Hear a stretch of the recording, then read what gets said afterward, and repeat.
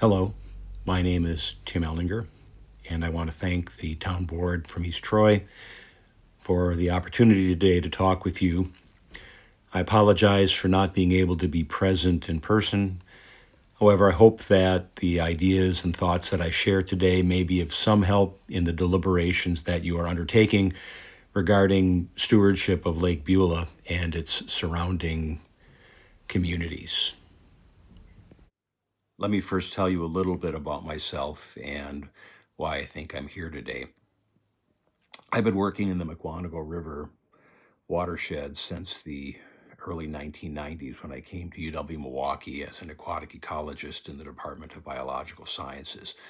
Over that time, I've worked with numerous stakeholders, partners, lake associations, DNR, Nature Conservancy, and the watershed to look at the factors and forces that influence fish ecology, fish diversity, lake levels, fish migration, etc. Over that time, my work has gotten more involved in restoration ecology and watershed management and dealing with conflicts over uses and what's right, what's wrong, what's best for maintaining the integrity of these aquatic ecosystems. There are three things that I've learned over that 30 plus years that I hope I can share some of which today. The first is that we need to learn from history. As famous philosopher Sotomayor said, if we don't learn from history, we're doomed to repeat it. Secondly, is that we need to be able to find ways to balance the urgent, the crisis of today with the emergent, the things that will evolve in this ever-changing dynamic world that we live in. We need to be able to balance that here and now with the then and there.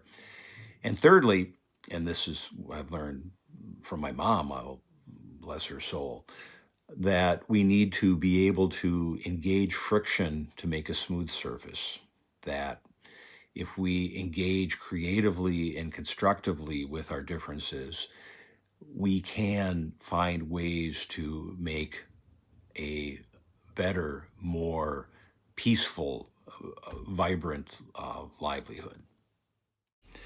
About a dozen years ago, I was asked by the Lake Beulah Management District to work with them to develop ways of assessing and analyzing the vulnerability and resilience of Lake Beulah to the high capacity well being put in by the village of East Troy near the lake, otherwise also referred to as the Well 7 high capacity well. I'll put a link to that report in the comment section to this video. The point that I want to bring up here is that the report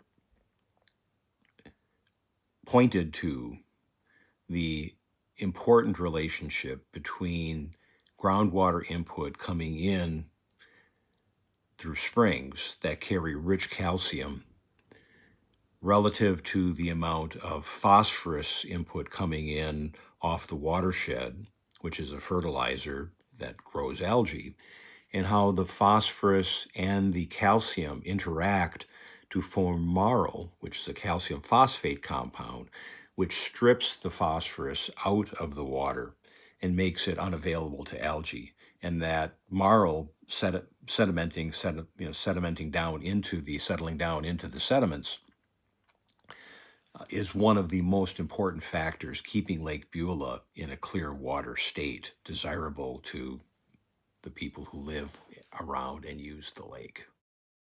I mention this because the debate over the amount of groundwater that could be removed from the Lake Beulah aquifer, which would not result in significant adverse impact to the health and well-being of Lake Beulah, created significant conflict, which went all the way up to the Wisconsin State Supreme Court.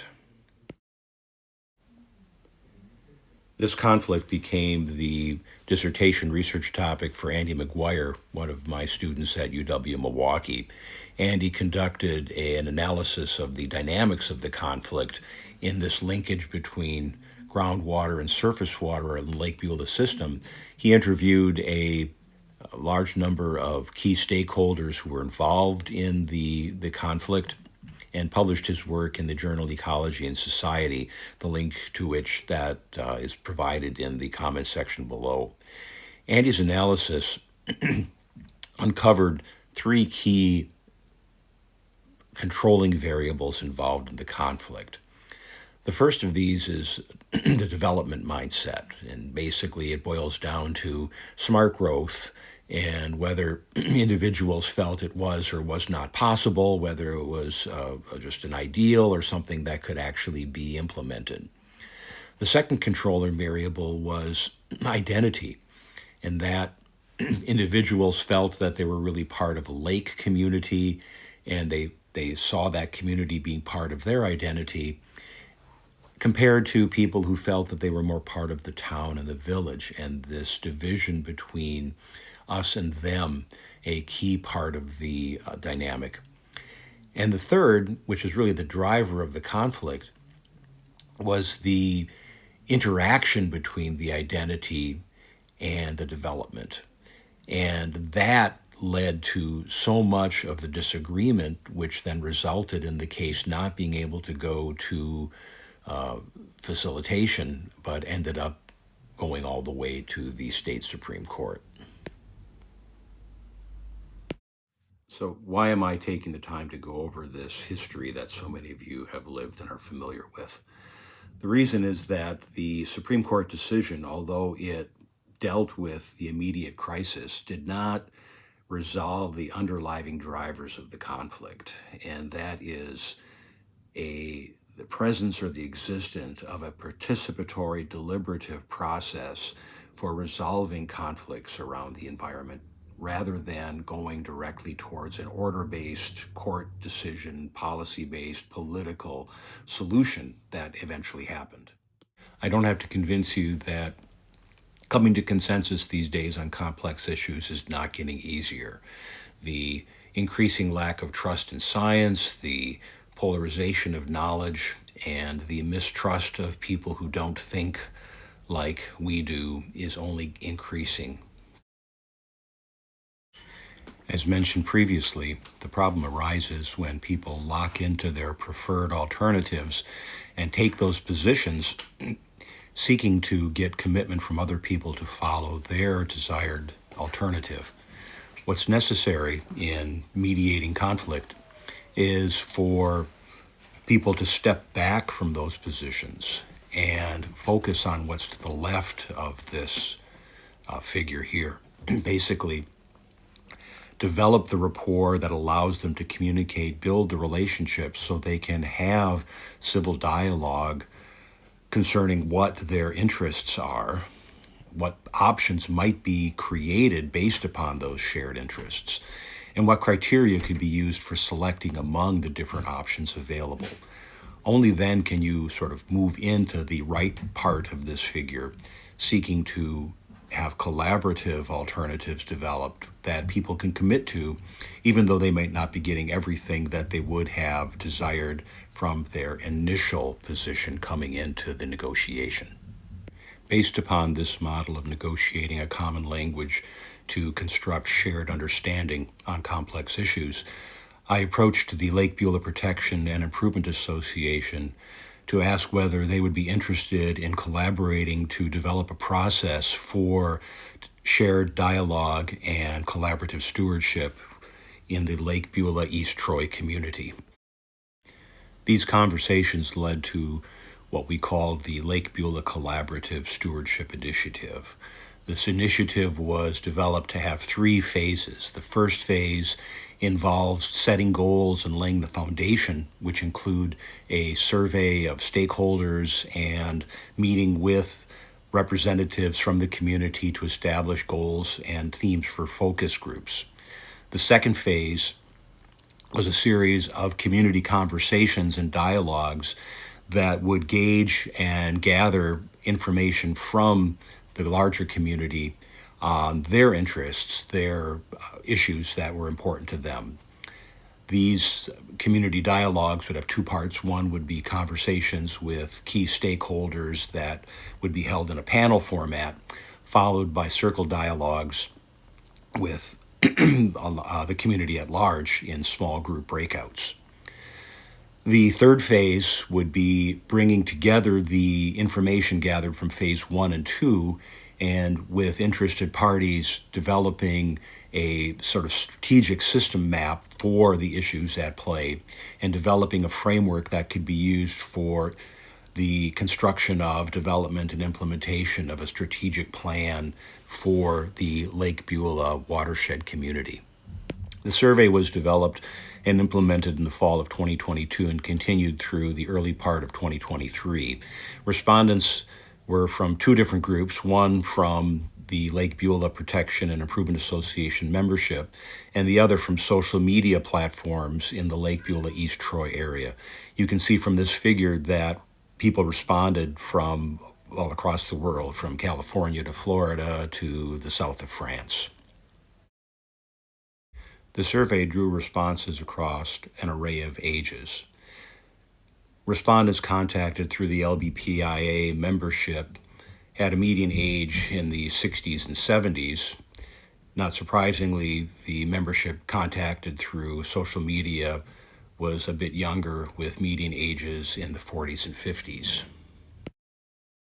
The surveys were constructed using a 9-point Likert scale where a statement was made and respondents were given the opportunity to gauge their response from, for example, strongly agree to strongly disagree, or participate never to very often. You can see here, for example, that LBPIA membership in blue tends to participate more often in the LBPIA activities, whereas the social media group tends to more infrequently participate. And not surprisingly, the inverse is true, where social media folks tend to participate more in social media, and the Lake Beulah membership is less likely. Interestingly, and perhaps not surprising, the results showed that the two groups responded from different locations, spatially separated. The LBPIA membership was responding from locations further to the east, you can see in blue, and the social media group membership was responding to areas a little bit further west. Remembering this is survey data responding during the winter when people are not necessarily at their summer residences. That said, the interests of both groups were well aligned with choosing to live in the Lake Beulah area because of the quality of the environment. And likewise, they believed and their interests aligned in promoting the social and economic activities in terms of recreation and in terms of safe drinking water and environmental health in the community. Looking at the distribution pattern in these responses allows us to see where perceptions differ between the two different groups, and also where there may be an opportunity to align interests for collaborative action going forward. For example, here, the statement, sprawling development in the Lake Beulah East Troy area is having a negative impact on my quality of life. LBPIA membership tends to agree with that statement to a greater extent than the town social media folks responding. At the same time, you can see that there are quite a few individuals that respond in the middle of this figure, giving us opportunity for collaborative work. Other patterns tell a different story. For example, here, the question about resorts, dining, and pubs being important to the social and economic health of the Lake Beulah East Troy area. The social media respondents strongly agree, whereas the LBPIA membership less so. The results of the survey confirm the perception that people who live on the lake in the LBPIA believe that people who don't live on the lake have sufficient access to the lake, whereas people from the town in social media feel differently, that they do not have enough access to the lake. And correlated with that is the perception in the town that people who live on Lake Beulah have greater say over what can happen on the lake and what activities are allowed than people who don't live on the lake. That said, Both groups, the LBPIA and the town Facebook groups, are aligned in their belief that political polarization is getting in the way of doing what's best for the Lake Beulah East Troy community, which sets up a situation allowing us to go forth with the community conversations in Phase 2. A series of 4 community dialogues were conducted in 2023 and 2024 on topics identified in the stakeholder survey. These included balancing environment and economic development, access and competing recreational uses on the lake, how to protect human health and ecological integrity, and finally on collaborative environmental governance and decision-making. What would that look like for Lake Beulah? Everyone participating in the dialogues, both from the community and panelists, agreed to a set of responsibilities for behavior, including listening to each other, providing space, not making assumptions about other people's positions, and respecting the diversity of the different opinions expressed. Breakout groups were facilitated by students from the UWM Masters of Sustainable Peacebuilding program, who also took notes during the breakout sessions, and surveys were given prior to and following each of the sessions. There's not enough time here to summarize the results from the different dialogues, but what I can say is that there was a general sense from those participating going into the session that they were curious, they were interested, they were concerned, and that after the sessions, individuals tend to feel much more positive, encouraged, felt more part of a community, and hopeful that there were opportunities for collaborative action going forward as part of this process. So why didn't the process continue on into Phase 3 following the final dialogue session in April of 2024? Well, part of the situation was that individuals became impatient with the slow process of dialogue, and the increasing interest and increasing concern about wake surfing, wake boating began to dominate the conversations. And a group of individuals felt that it was time to act and that talking was not acting. And the LBPIA, now called Protect Lake Beulah, decided to put a poll out on options. I strongly recommended against this because as soon as a poll goes out, suddenly people start staking positions on alternatives. The key to a collaborative stewardship is that the alternatives to be considered must be developed as part of the dialogue collaborative process. Jumping ahead of the process basically violates and short circuits the building of trust, the building of relationships, the building of rapport. Putting out that poll, in my opinion, was going to destroy and break the trust that had been developed as part of the collaborative stewardship initiative. There was no choice then but to stop the initiative without even completing Phase 2 and not getting on to Phase 3 in terms of strategic planning for any other of the stressors that might be affecting Lake Beulah going into the future.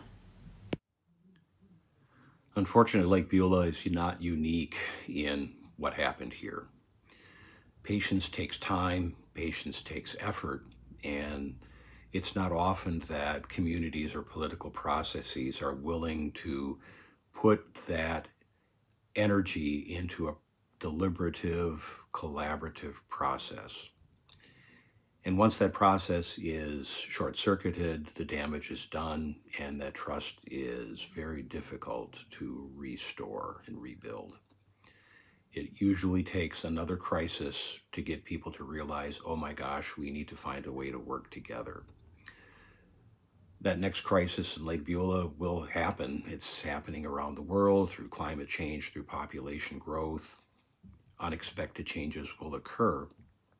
And I hope that Lake Beulah is at some point in time in the future able to redevelop a collaborative, deliberative process for environmental stewardship. Thank you, and I look forward to having an opportunity to talk to you again in person where we can discuss what happens next.